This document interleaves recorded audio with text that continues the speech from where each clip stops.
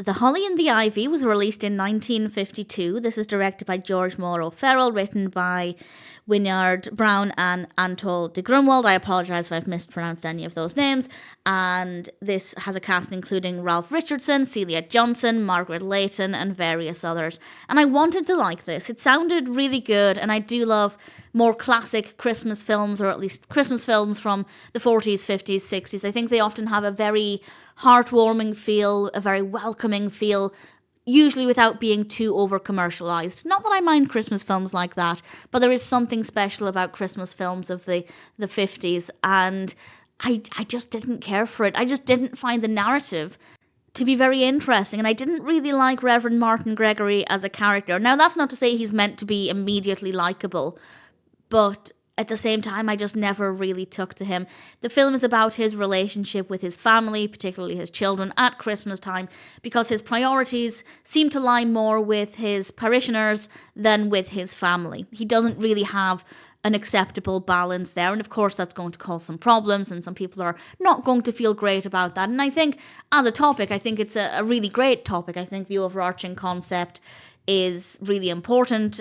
I feel like it's something that can affect many people. Many people. I'd say even myself a lot of the time may not have their priorities in the healthiest way, and I think there are some important lessons to be learned with the film. Credit where it's due. I think it delivered the messages very clearly, and I have no issues there. I just found the actual specifics of the story to be really dull. I just wasn't finding it to be very engaging at all, and it was just rather slow. And as I said, I didn't really like Reverend Martin Gregory, and that never really changed over time.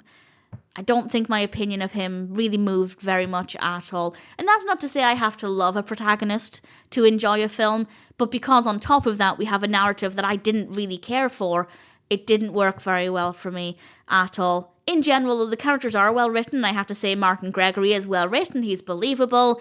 I think the performance there is very good. The character is very convincing.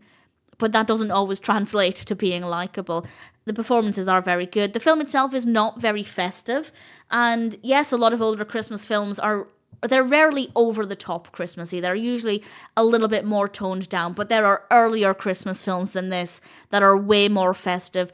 Obviously, this is focusing more of a religious angle, given the nature of the narrative.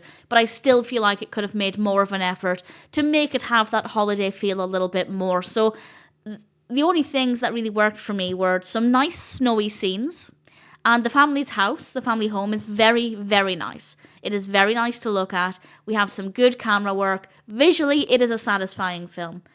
But the characters, while well written, aren't that interesting. I didn't really like Reverend Martin Gregory, and the narrative was just kind of dull. Do I recommend it? All of that being said, I'm going to say yes.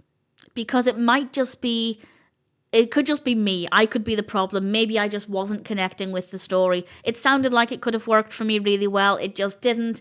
But I feel like because there are so few classic Christmas films compared with, obviously, Christmas films of today, I'm always going to recommend them so that you can come to your own conclusion, because they are few and far between compared with, say, how many Christmas films are released today. So if you're looking for a Christmas film of the 50s, give it a go. See what you think.